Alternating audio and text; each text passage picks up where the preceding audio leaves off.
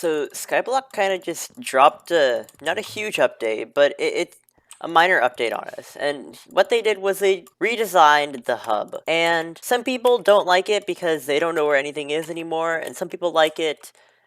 It's kind of a split.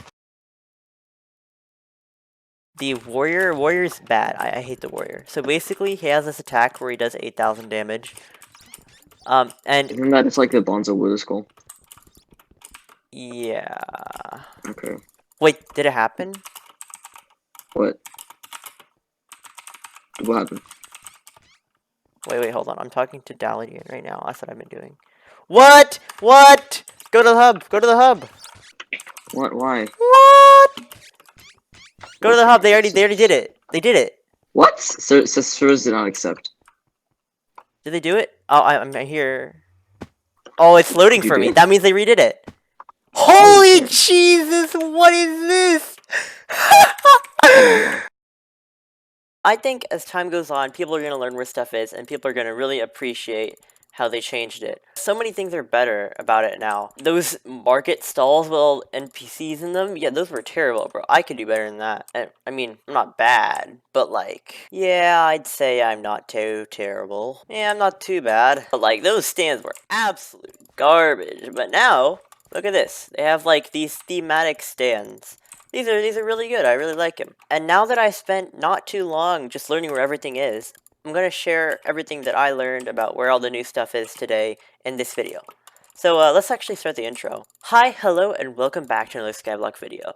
My name is Osauce, and today I will be talking about the new hub map that Hypixel Skyblock released yesterday. While you may know where some of the bigger stuff is, this guide is for the people that don't know where all the smaller stuff is, like, George the Pet Collector, and Plumber Joe, and the Mine Merchant, because they're not all arranged in a perfect kind of little circle thing with all the stalls like they were before. It's a bit more natural. Anyway, let's get into it. Hey, you. Yes, you over there. If this video helped you in any way, and you want to make me happy, I highly recommend subscribing and or liking the video. If you have any questions about the video or any comments, comment them down in the comment section. And if you want to talk to me, you can find me on my Discord, link is in the description. That's all, back to the video. So before we actually start showing you, here is a basic map just to orient yourself. You can see that there's a whole bunch of different named paths, A, B, C, D, E, F, G, and each path comes from the center, and you can see where each of those paths are. I also included the Colosseum, the mountain, and the coal mine just to orient yourself to see where those things are. Okay, let's start off with Path A. I would call this path the mine path, because, I mean, it's all very smeltery-like. On the left side, you'll find Vex NPC, which you need to for the villager quest, the auction house, the Felix NPC, the librarian, the Lynn NPC, the blacksmith, and Dusk. And if we were to go back and take a look at the right side, you'll find Duke, and if we go further a bit, the mine merchant, the armor smith, and the weaponsmith. So that's Path A, and Path A eventually just leads to the coal mine. Next up, Path B. I call Path B the Bazaar path because most of it is just Bazaar. On the left side, we're going to see the Hub Selector, the Bank, and the Adventurer. And on the right side, we're going to see Leo, Vex again, if you're going this way, the Bazaar and the Bazaar Agent, as well as a side entrance to the auction. At the end of this road, there's the Lumber Merchant. On to Path C. On the left side, you'll find the Summer Sloth, stairs up to the Dungeon Hub, Jamie NPC, and the Builder. On the right side, we're going to see the Maddox/Bartender Slayer Shop, and the new Graveyard. It's pretty cool. I'd call this path the Forest Path because it leads to the forest. Next up, Path D. I'd call Path D the Mountain Path because it leads to the mountains. On Path D, literally the only thing here is the Carpenter. The Carpenter is useless. And on Path D, the right side, you're going to find Jack, the event stall, well, there's people here during events, as well as the Marco and the spray shop. And if you keep on following this path, you're going to find the Mountain Cove, which is still the same. You can still punch your carrots. Path E! I call this one the Colluseum path because, well, it ends at the Colosseum. On the left side, we're gonna see the NPC Tom, the Alchemist, and a path to like this further village place that has no NPCs in it. On the right side, we're gonna see the Tux house with Taylor and Seymour, as well as the Andrew NPC, and if we keep on going this way, we're gonna find the wilderness. It is worth noting that in between Path E, or the Colosseum path, and Path F, or the Fish path, the farm merchant is here with a farmhouse kind of thing.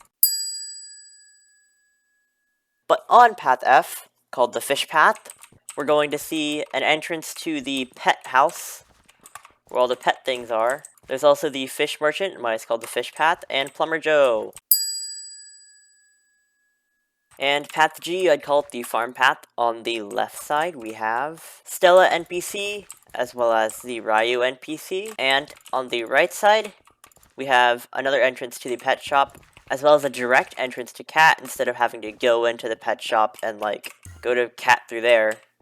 I like that. And at the end of this, you will find the farm, and the farm is the farm. Although, it did get a bit of a reskin. It looks much more farm-like now.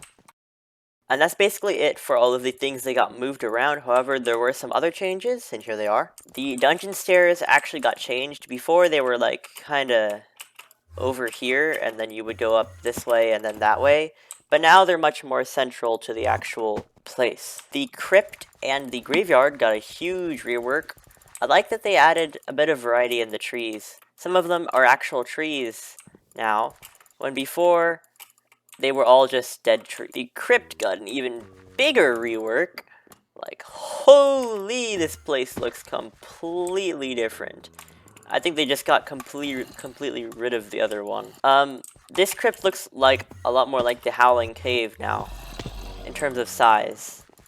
Before, it was mostly just stone, but now they actually have added some detail and greenery. Looks nice, build team. I should mention that out of all of this entire update, my favorite part is the fact that they added the blue terracotta up there at the top of the mountain.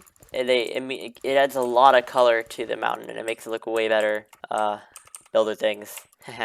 Anyway, that's about it for this video, but I do have one more thing to say. I would just like to say thank you to everybody that's been subscribing and leaving nice comments on my videos lately. I mean, just like a week and a half ago, I was at 13 subscribers, and now I'm well on my way to 100 subscribers. And 100 subscribers, it's not too many people, but it's a first milestone, and you always have to have that first milestone before you get bigger. So, I'd just like to say thank you. And, yeah, with that out of the way, I have nothing more to say. See ya!